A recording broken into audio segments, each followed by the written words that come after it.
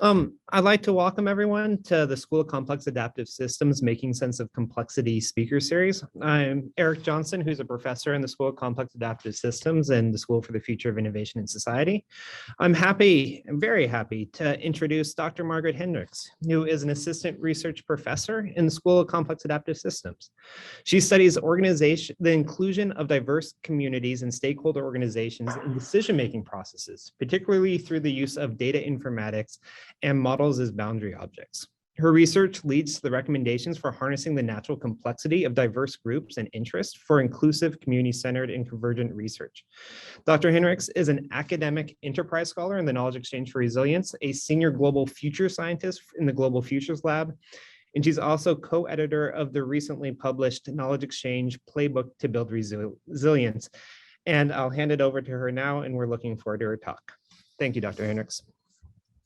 Thank you, Dr. Johnston. So as Eric mentioned, a lot of what I'm going to be talking about today is in our recently published Playbook for Resilience, and I've got a link to that and several screenshots from it, and it is freely available at resilience.asu.edu. I highly encourage all of you to check it out. It's a living document, so if anything that I talk about today sparks your interest or you've had a similar experience and would like to add your story to the Playbook, I would love to hear from you. So please just keep that in mind as we move through the discussion. So today's talk, the different kind of projects I'm going to be sharing have all happened through this kind of background of a growing convergence research. I'm sure this is a word that many of you have heard. Convergence is a big buzzword around the NSF. It's one of its 10 big ideas. And there are a lot of growing convergence research grants going on at ASU. And this idea of needing multiple different perspectives, of needing to leverage lots of different intellectual expertise to address complex social problems is really coming to the forefront of a lot of grant proposals that we're asked to put together, a lot of different projects that we're trying to staff when we're trying to get really diverse interdisciplinary teams. This idea of convergence research is really driving a lot of the ethos behind that. And so similar to that is this idea of the triple helix thesis, that we're increasingly seeing research at the intersection of the public, academia, and industry. We need different puzzle pieces from these different players to really create solutions that might actually have an impact. We can't just ignore the public when we're trying to develop solutions and trying to develop our research. We can't just ignore industry. These are all very real players in our society, and they need to be included in this collaborative process. And so more and more, we're seeing the rise of what are called boundary organizations. And so boundary organizations have three kind of key characteristics. The first is that they involve participation by researchers and policymakers, as well as usually some professionals that mediate between these different groups. They provide opportunities and incentives for the creation of what are called boundary objects. And so for the purposes of this talk, I'm going to really focus more on the conceptual and mathematical modeling of representation of boundary objects, or data informatics, data visualizations. You'll hear me talk about a lot of those, and you'll see a lot of examples of those later on in the talk. But when we focus on boundary objects for the next 54 minutes, I'm really focusing in on things like mathematical models and data visualizations. And lastly, the members of these boundary organizations are accountable to research and policy communities. And this is also an important component here. So again, thinking about that triple helix and needing the public and industry and academia to all be active players, active co-creators in these knowledge convergence processes. The idea of a boundary organization that can help manage these tensions and manage them constructively is becoming much more popular. And even here at ASU, we can see the development of institutional structures that support this idea. So the recently created Global Futures Laboratory that many people on this Zoom call right now are probably affiliated with or closely involved with know of the Global Futures Laboratory. And so this is the landing page for that. Shaping tomorrow today, we must use our knowledge to act now. And this idea of mobilizing knowledge to confront complex problems, mobilizing knowledge to shape the future is heavily at the heart of the Global Futures Laboratory and the kinds of research that we're trying to get off the ground in our research group that I'm going to talk about, that I've got a couple examples of later on in the talk. And so specifically within Global Futures Laboratory is the decision theater. And so a lot of the projects that I'm going to talk about today have been done in collaboration with the Knowledge Exchange for Resilience, as well as ASU's decision theater. And so the decision theater convergence framework is something that Dr. Johnston and I have been working on a lot over the last several years, and several others, to basically try and codify this process of what it looks like to do convergence research with community members. What does it look like to bridge the gap between communities and academic researchers and really increase the impact and salience of our research and trying to impact decisions and everyday life on the ground. And so you'll see there are three color-coded dots here on the right. So things like mapping the landscape of interrelated systems, conducting iterative analysis and narrative development, and really leveraging that engagement and co-creation with communities. This idea that we're not just creating models or data visualizations for communities, but really working with them, that they have an intellectual stake in what we're doing and that they really feel a sense of ownership, that they can take that back to their community and help increase decision-making power and make things more equitable and more inclusive for themselves. And so all of this is kind of a way to lead up to this general kind of putting our stake in the ground of trying to really position decision theater as a boundary organization that facilitates the creation and use of boundary objects in support of ASU's charter and goals. This is really this ethos that kind of blends this idea of convergence research and the triple helix thesis and the importance of boundary objects and boundary organizations in managing these productive tensions, also in support of ASU's charter and goals. And it wouldn't be an ASU presentation without reminding you what ASU's charter and goals are. And so just very quickly, and I've highlighted the things in red just to draw attention to them for this particular discussion, but this focus on who we include and how they succeed, this idea of research that has public value, that is a public good, and this idea of improving the overall health of the communities that ASU belongs to.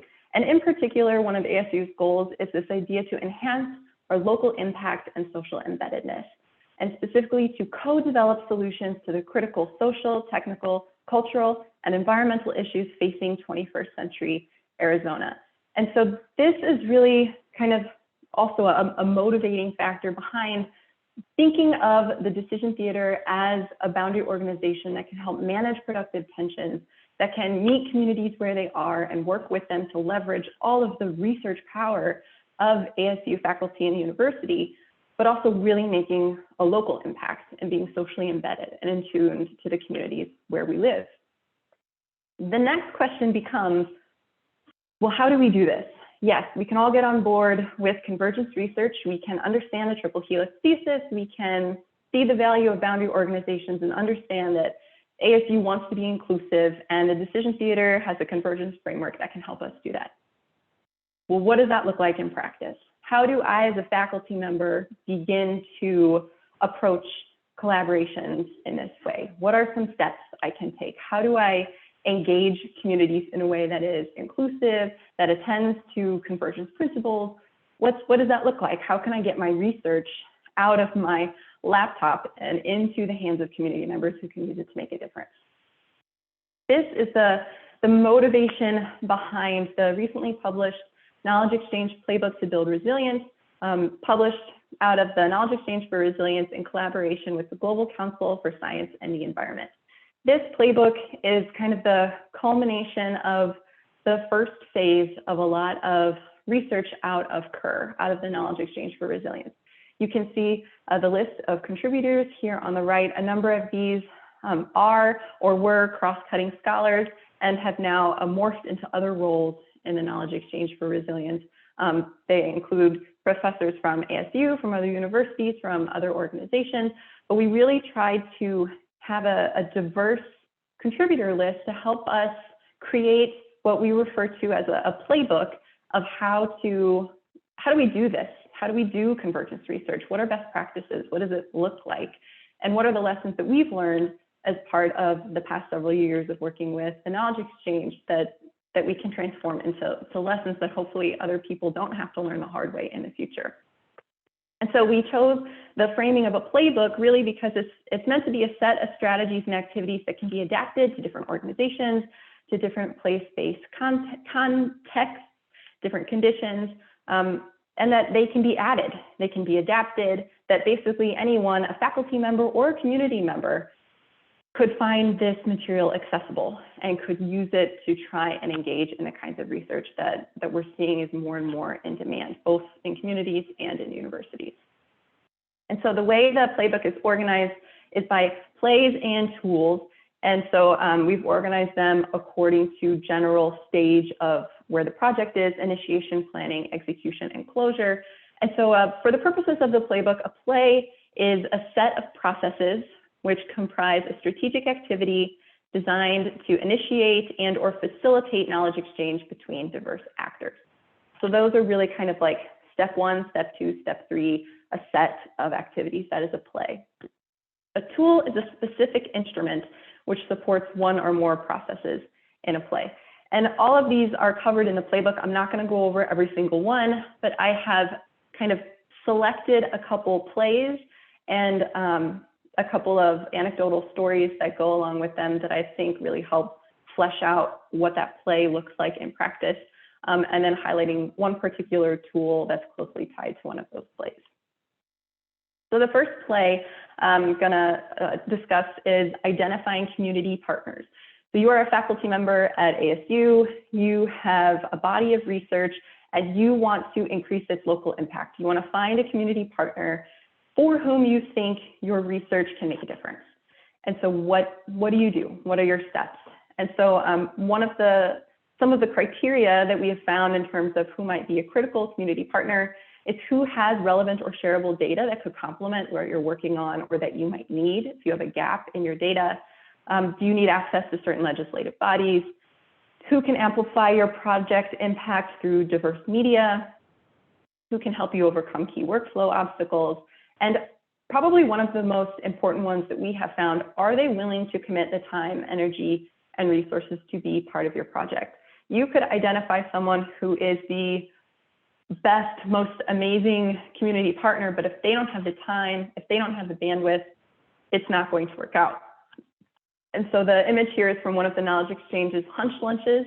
They have these periodic hunch lunches that bring people together to talk about things they're working on, and you can try and network and identify community partners that way. But the story I'm going to tell specifically about this play has to do with a recent project called Achieve 60 AZ. And this was done in collaboration with the Board of Regents to basically try and understand different pathways to achieving 60% adult post-secondary attainment for the state of Arizona by the year 2030. And so we began this project. We did not have education policy expertise on our team, but we knew that the people we wanted to reach with our work were in the education community. And so luckily enough for us, one of the first things that we did was be able to attend a 2-day seminar series in Scottsdale that just coincidentally was happening less than a month after the kickoff of our project. And there were all of the key players that we wanted to get to know, that we wanted to hear from, or people we didn't know that we needed to be in touch with yet, were at this seminar series. And so our team was able to attend, and we just listened. We listened to this community that we knew that we wanted. We knew we had something to offer them, but we didn't know if they needed it, if they wanted it, how they already thought of things like post-secondary attainment. And so we went and just listened, and we came away with dozens of magic silver bullets of, well, here's how we can, solve Arizona's post-secondary attainment problem. And so we also came away with a start list of potential collaborators and people that we began to invite in to talk to and have more in-depth conversations and try and figure out who are our potential critical community partners in this group, and how can we be of service to each other. So that was a really important step for us in terms of identifying critical community partners. Another play that we talk about is determining readiness to collaborate, and a close tool associated with this is the Project Readiness Checklist for Collaborative Database Visualization or Modeling. And so I'm just going to go over the whole checklist with all the follow-up questions is in the playbook.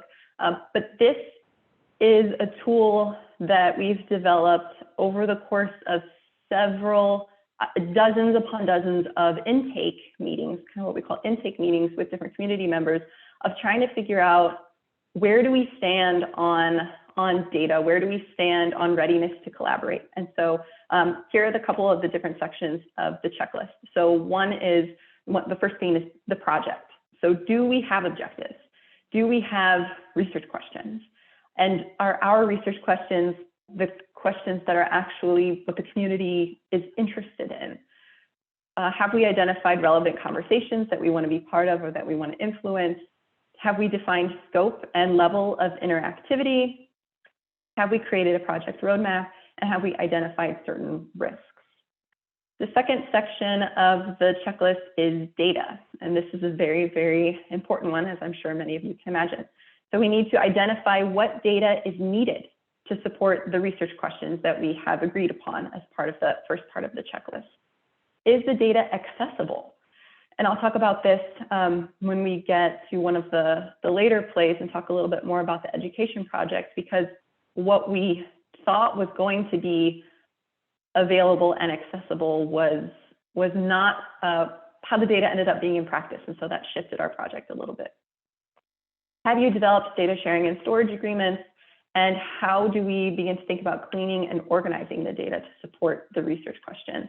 Are you starting to work with data sets that are brand new to your data science team, or is this a data set that your data science team is very familiar with? That is going to greatly impact your timeline and the kinds of resources that you need to dedicate to data cleaning and organization. Who is on your team? Do you have a PI or an otherwise, thought leader for the project? Do you have subject matter experts? And so again, for us, going to that conference in Scottsdale and meeting some of those subject matter experts is a really important first step for us, because we didn't have education subject matter experts per se on our team. Do you have a visioneer, someone who can kind of see from 30,000 feet, who can help make some of these big picture connections? Do you have a project manager, data scientist, developer, a mathematical modeler, someone who can really devote their time and energy to managing the relationship with the community? A lot of time, and a graphic designer to make sure everything looks good and is easily digestible, that makes sense, everything is clear, and your data visualizations are readily understandable in terms of user interface for your communities. And a lot of times what we see is that one person is filling many of these roles on teams. And when we get to community organizations, a lot of times you'll see people in community organizations playing many, many different roles. And again, that goes back to making sure everyone's clear on expectations, everyone's clear on what your resources are, and we know how to set and manage expectations for people's different involvement in a project. Also thinking about who is your audience.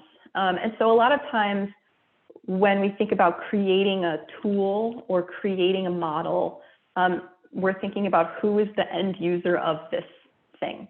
And so who are the key stakeholders, who are end users, who might be expert test cases as you continue developing your tool. Thinking about clarifying obligations to your funding organization. Some funding organizations have much more strict kind of reporting and deliverable requirements than others. And are you going to develop a communication plan and presentation strategy for your audience? How are you going to communicate what you are doing to the people that you want to pick it up and use it, or to your funder? And lastly, again, just being clear about what your deliverables are. What kinds of things are you going to create? Are you going to create full-fledged models? Are you going to create data visualizations? Are you going to create different Tableau interactive things that you're going to share? What is that going to look like? And how are you going to communicate your project to relevant audiences? And so the playbook kind of breaks each of these down into even more questions, thinking about this as kind of an inventory for both yourself as the faculty member, as well as for your potential collaborators, because it can really help make things transparent early on in terms of what are the research questions that people are interested in, what is data availability, what is data accessibility, who is on your team, who do you still need on your team, what are expectations for your funder. These are all really helpful conversations to have very early on in a collaboration. Otherwise, you might find yourself kind of midstream realizing that things are not as aligned as you thought they were. And that can lead to some hard conversations and some big reevaluations of the project. And so ideally, this play and this tool are helping you get some of these things out in the open before you get that far. One of the other main plays that we engage in, particularly around thinking about decision theater and creating boundary objects like models and data visualizations, is this particular play. How do we create shared understanding through the use of data visualizations and through the use of data modeling? And so the difference here is important, and this is one that Jaffa Applegate in particular has helped us work through, is that a data visualization is primarily descriptive and static, and it's useful for developing a shared understanding of the current situation. This is different than a data model, which serves as a much more interactive, predictive sense-making function. Both of these modes of data use are very important and helpful. They do serve slightly different purposes, and they require different levels of investment, both from the research team and from whoever is in charge of providing and cleaning data. Because you can imagine that creating, a histogram or a pie chart or something like that in Tableau, for example, is a little less time and energy intensive than creating a full-fledged data model that's pulling from different databases and calculating things on the fly.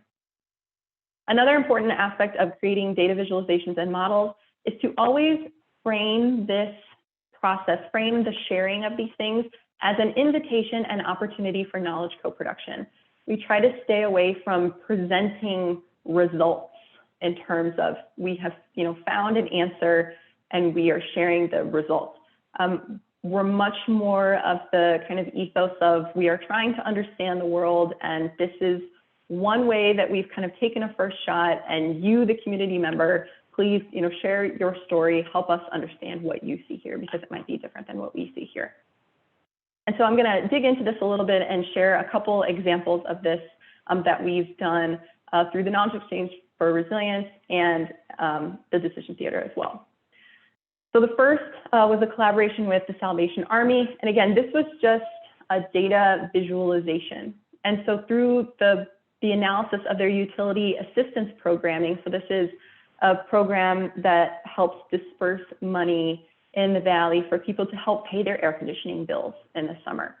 And so this revealed a lot of different opportunities for potential improvement in terms of how they disperse their funds, as well as just maintaining call volume while they're trying to disperse these funds, and different staffing challenges. So for example, one of the things that one of the Salvation Army leaders of this project realized upon seeing some of the histograms of call volume was that her staff was probably very overwhelmed certain months of the year when this program was in most demand. And so trying to even just attend to the well-being of staff and employees who, at some point, once the disbursement funds for that month are gone, they are going to have to just be constantly turning people away who need these funds. That's kind of an emotional tax on your employees, and trying to think about how can we better support our employees during those months, and how might we think about a more strategic disbursement of funds based on some of the trends they were seeing in the data we showed them. Another opportunity where we begin to see, again, just the power of simple data visualizations was with Littleton Public Schools. We were lucky enough to work with an ASU researcher who had close ties to several of the leaders in the public school district here, and they were willing to share student level data with us. And so for the Decision Theater, this was the very first time they had received any kind of student level data, either from ADE or from a school district. This was the first time we were able to begin modeling on a student level. And so the trust and relationships that went into to that data sharing agreement that kind of were required for us to get to the point where the school district was willing to share that with us really spoke a lot about the kinds of trust and relationships that we had put into developing so that we could get that far in the project. For many of the administrators and principals and vice principals in the room, this was the first time they had seen their data plotted on a histogram or any kind of chart or data visualization, and actually been able to kind of sit in a protected space and talk about what they were seeing on the screen, and to hear stories from the other schools about why trends might look the way they did and what kind of insight did that give them into how they might adjust their teacher assessment procedures in the future.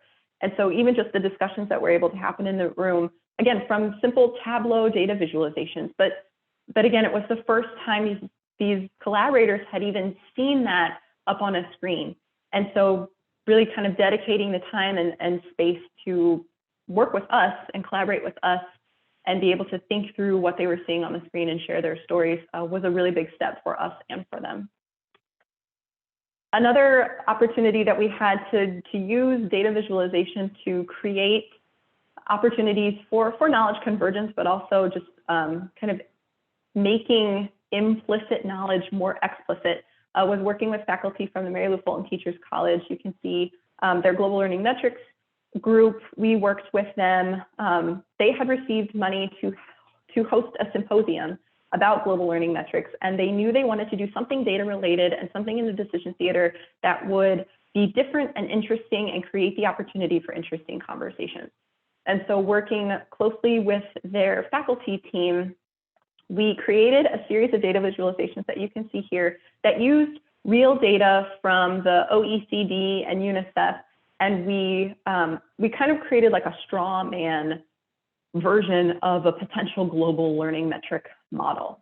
And the purpose of this workshop was to bring all of these experts from universities across the world, from organizations across the world into the room to basically just pick apart this model, and in doing so, reveal these biases, reveal this implicit knowledge that they had. But it was only in having this boundary object, this model, this data visualization up on the screen to be able to point at and say, here's why that wouldn't work. Well, here's why we should plot these things next to each other. Here's why it's important to consider this. The data set that's not reflected here that we need to include later on is, and here's how we get access to that. Just those kinds of conversations really came out and were revealed through the use of facilitating their interaction with this data visualization.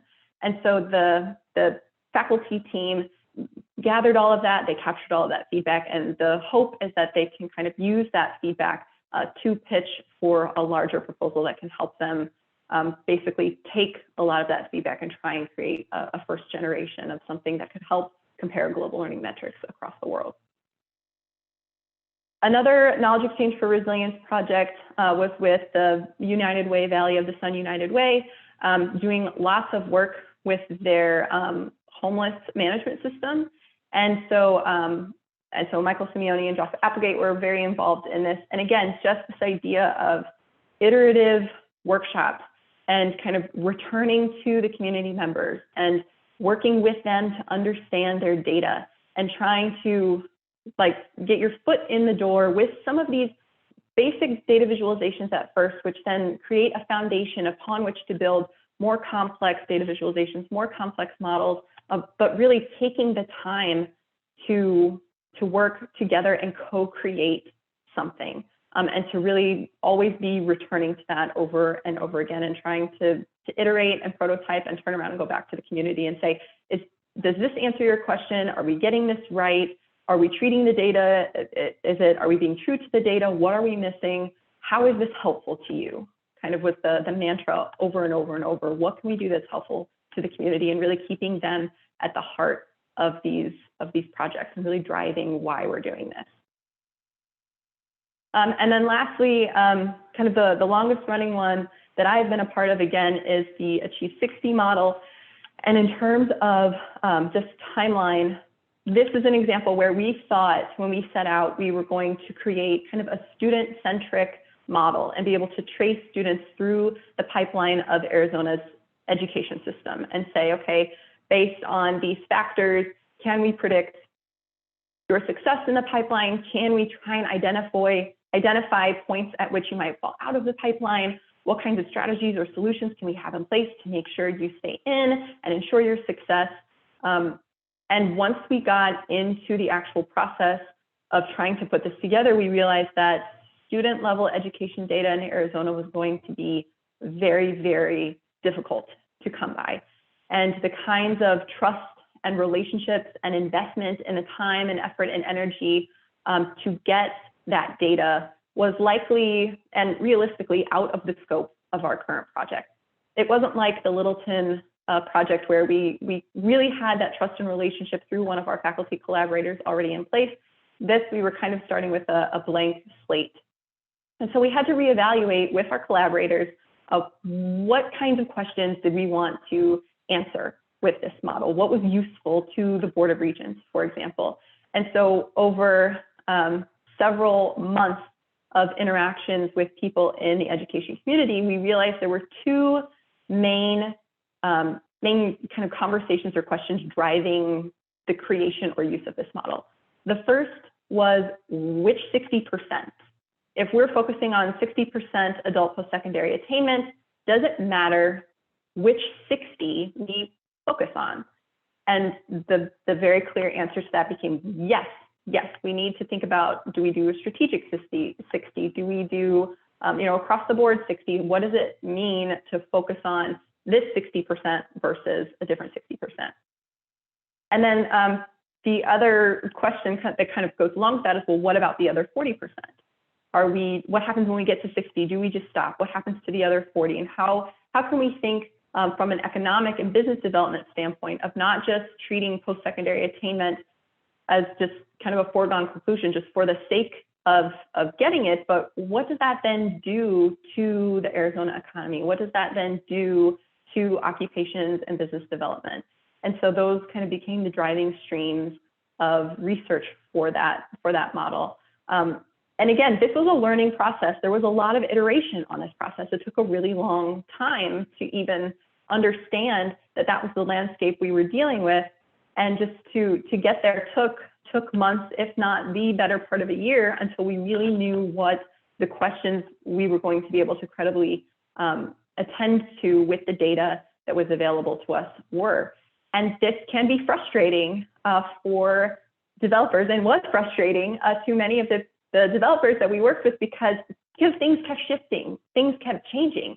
And this is kind of part of this normal process we know now of going back to the community and kind of doing credibility checks and trying to figure out, are we on the right track? Is this what we need to be asking? Is this useful to you? Is this in service to you? And is this something that you could see yourself kind of picking up and taking? And so the use of data visualizations and data modeling in this process has really been at the core of a lot of the projects and approaches that we've taken in terms of knowledge convergence and really leveraging their power as boundary objects to reveal implicit biases and make explicit the knowledge that people kind of carry around in them, but they don't know it's there until there's kind of something on the screen that they can point at or try out or test.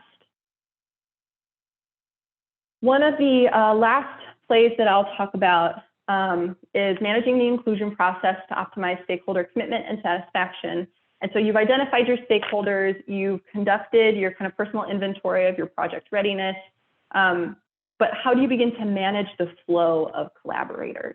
And so there's a couple kind of procedural pointers here. And again, the Playbook has a whole section on this. If you're interested in this, I recommend that you go check that out. But thinking about prioritizing who and in what order to include people, creating ways for partners to demonstrate their commitment to the project. So even making like small milestones or like key points where people can show, just basically have something to show for their involvement. Creating feedback loops to incentivize further collaboration and encouraging critical self-reflection of the collaboration process. And so this is particularly important in voluntary environments. And we see a lot of this in community collaborations. They are there, they are volunteering to be there. They are putting extra time and energy into working with researchers at ASU they're not always required to do this as part of their job. And so how can we attend to that and really make sure that their time and support and attention are really going where they can have the best benefit? And so two projects in particular that kind of illustrate differences in approaches to managing this inclusion process are the education project that I mentioned, as well as another one on continuity of care for people with serious mental illness. This was funded through the Robert Wood Johnson Foundation. It was also a project that Dr. Katie Pine and I worked with several faculty from the downtown campus in public health. And the citation is below if you want to kind of dive into this in a little bit more detail. The publication really goes into more of the background of the project. But in terms of managing the inclusion process, I would say with the education project, we really took community organizations one by one. And part of that was because education is such a hot topic in Arizona that we were trying to just collect all of the different stories in the beginning. And if we had too many different voices in the room, we didn't want it to just become, a debate of sorts. We really wanted to just hear from the individual community members one-on-one first. And so that was how we ran a lot of our introductory workshops for the Achieve 60 project. And so you can see we spoke with over 200 people. And so these different, like this. So role of researcher was also different in these two different projects. The level of citizen participation was different. I don't like the word placation, but that was what fit the most from the article that I was pulling from to try and categorize these different things. And then in terms of who owns the final tool, so there were a lot of differences in these two projects. For the continuity of care project, that project was specifically designed to have multiple representatives from different social sectors in the room dissecting data visualization, similar to the global learning metric project that I talked about before. We had people from the medical claims, we had people from the sheriff's office and probation, we had people from the crisis response network, we had people from different healthcare agencies, we had EMTs in the room. So a lot of people from different sectors who had kind of touched people with serious mental illness as they moved through the system were in the room to talk about data that was on the screen in terms of access claims and rates of things like serious mental illness and other health data that we were able to put together. And so we had a lot of people, so you had people from the sheriff's office interfacing with people from public health, interfacing with people from the insurance companies, and starting to have these conversations because they all touch the patients basically at different points in the patient's journey. But a lot of these people had never met their counterpart in the other organizations. And so from an interpersonal perspective, those workshops really served to create new kind of connective tissue between those different social sectors. And I think some of them, there was a new grant proposal that kind of grew out of that two people who had been attending several workshops decided to work together on it. And we did a series of qualitative interviews at the end of those workshops to kind of do an assessment of what did people think of this process? What did they get the most out of it? And over what we heard was the relationships that they made with the other people in the room were a really big kind of takeaway for a lot of people that they hadn't necessarily expected. They thought they were, coming to look at data and give their viewpoints on graphs that they were seeing on the screen and try and inform how we were looking at different serious mental illness claims. But what they really found was new collaborations and new connections with other people in the room. And so again, that idea of having a requirement of this process to be physically present, to be iterative, to be coming back, to be seeing the same people, to be having these conversations and keep evolving them over time, being able to have that protected time and that protected space as part of this process has been a huge deal for us and for the success of these projects. So if you're curious about more of the comparisons between these two projects, I recommend you go check out the citation. The last play I'll briefly touch on is leading to a productive conclusion. And so we pull a lot from, this is an article that Eric Johnston has co-authored on the useful life of network governance. And there's a lot of conceptual overlap here in terms of how do we know when it's time for a collaboration to end? And what does it look like to do that gracefully?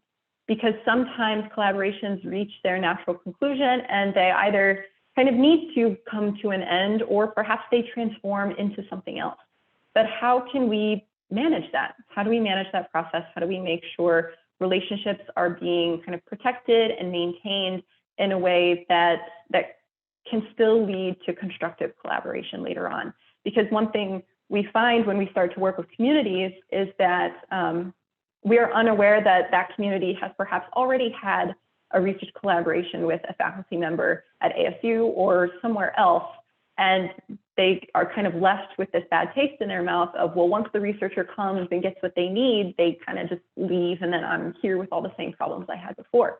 And so that's something we're actively trying to work against, is to attend to that history, to be aware of that history, and try and make sure that all of our collaborations are mutually beneficial, that we're really helping each other, and that it's not one-sided, that someone's not just coming in and taking what they want and then just kind of leaving the community worse off than they found it. So these are just kind of a sample of a couple of the different plays and some of the stories behind them that are in the Knowledge Exchange Playbook to Build Resilience. It's on ASU's website. If any of what I've said today is of interest to you, I encourage you to go check it out, download it, see if something is helpful. And again, if there's something you think we've missed, if there's a play that you think should be added, if there's a tool that you've used in your community engagements that's been really successful for you, we would love to add it.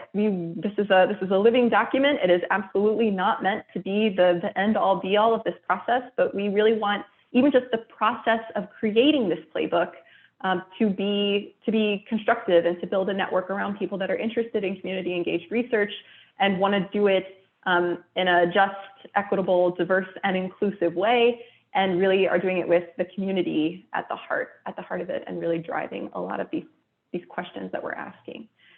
And so that's the end of my presentation portion. I'm happy to take questions. And Trish, before I forget, I will put up the slide that shows the upcoming talks. Looks like Shade is up next with Interdependence Networks. But thank you very much for letting me share all of these stories and lessons learned from the field. We've learned a lot in the past couple of years doing this. We've made some mistakes that we're hoping to help other people avoid in the future, but for the most part, they have been valuable mistakes, and that we've learned a lot, and we're still learning and we're still figuring this out. So thank you.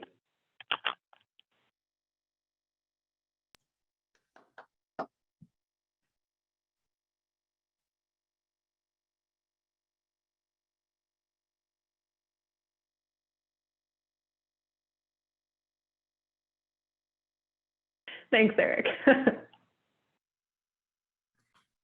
And Margaret, are there, go ahead. I was just gonna say, if there are any questions or thoughts or comments or additional stories, or if this made you think of something that also happened to you, I'm happy to hear it.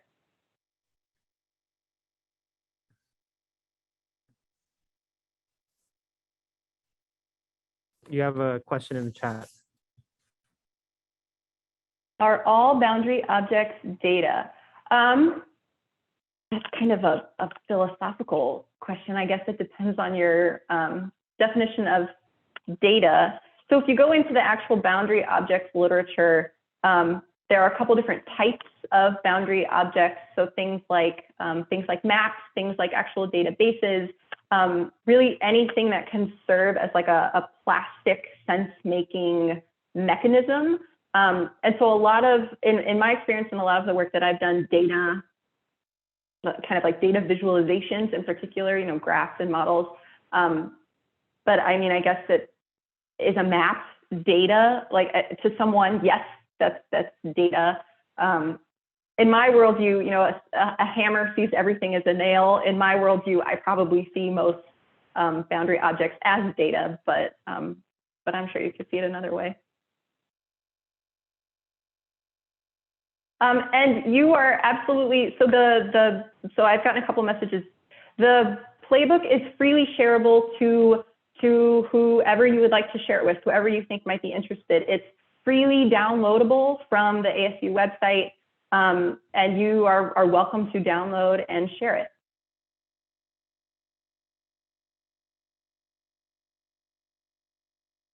What is the range of data worked with? Is it all quantitative?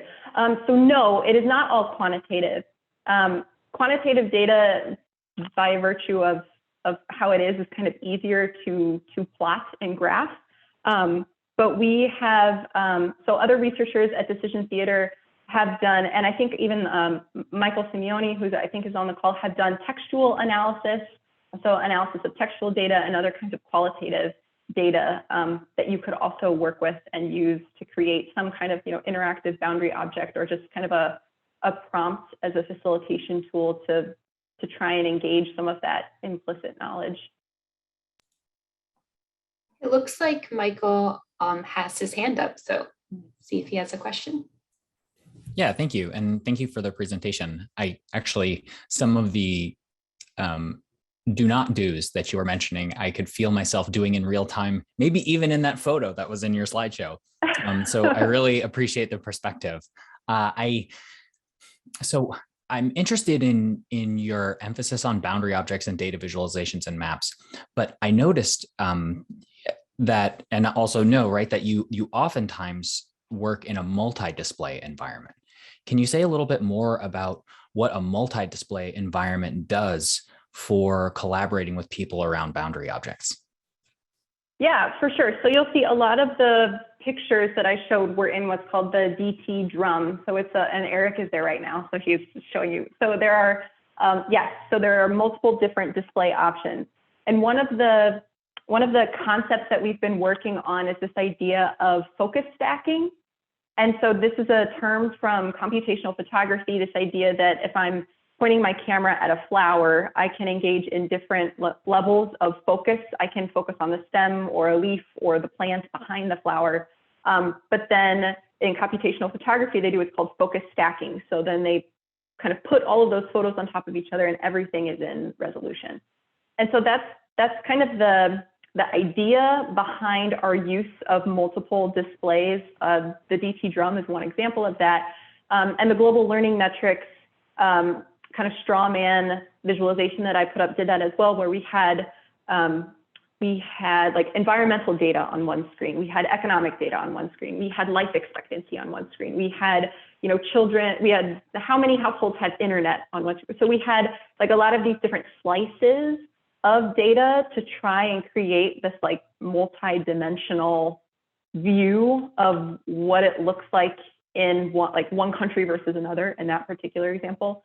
And so in that case, and in cases like that, or with the education model, we were trying to say, okay, not just looking at rates of post-secondary attainment on this screen, but geographically where in Arizona are they on this screen, and what does the economic output look like on this screen? And so having multiple displays available to us helped us kind of focus stack in a way where we could attend to multiple different parts of a conversation at the same time. That's awesome. I'd never heard of that concept used in this before. Thank you.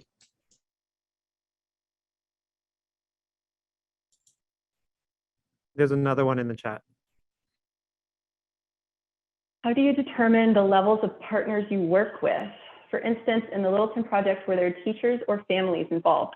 This is a great question. So for our initial foray into the Littleton project, we needed the buy-in of school district administrators. And so we began our series of engagements at the time was with principals and vice principals and a couple of the district administrators. But one of the things that we brought up that we kind of critiqued ourselves in that process was, should this collaboration continue? And we kind of had our first, what we call first season, which came to an end about a year or so. Well, it was before COVID, so it was a little over a year at this point.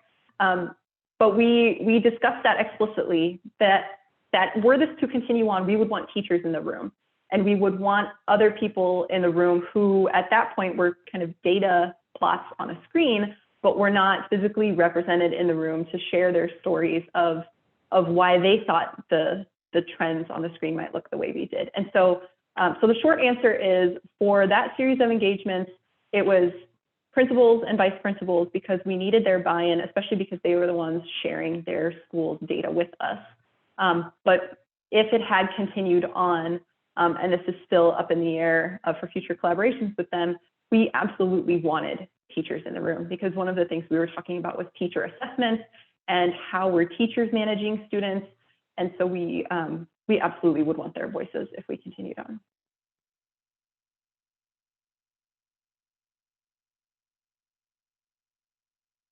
I'm trying to keep up with the chat.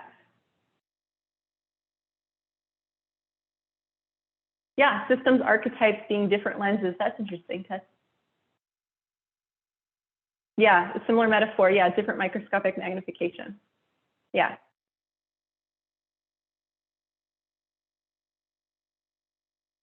Transitional object as an alternative to boundary object. Thank you. Yeah, I'll check that out. Boundary work.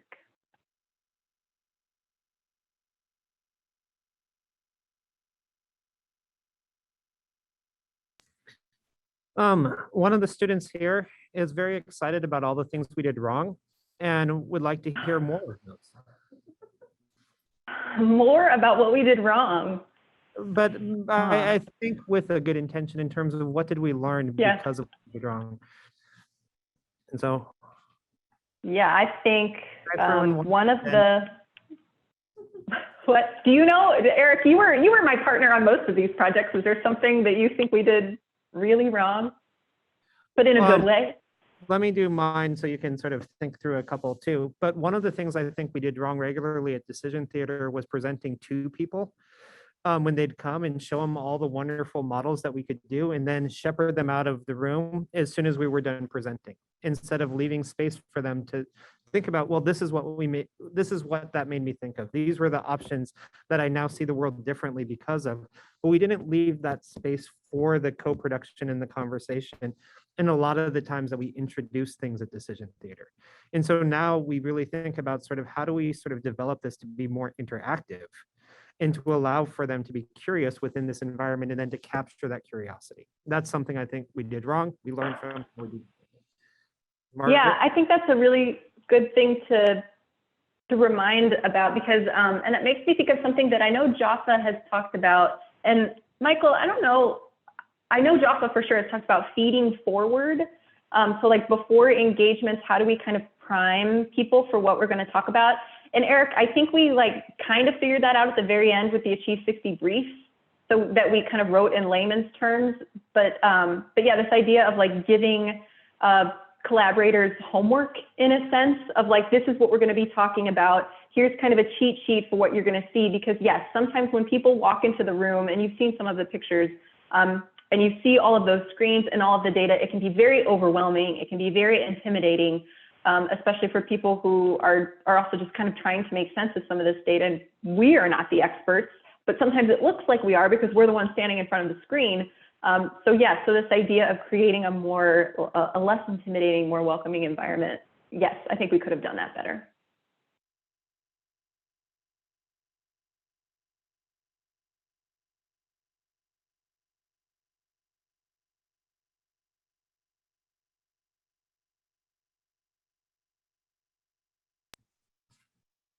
I think our entire class is waiting for the after session with you and Chelsea, that we get to talk with you sort of more directly.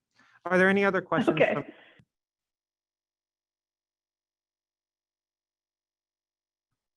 Okay, then why don't we sort of wrap up the formal part of the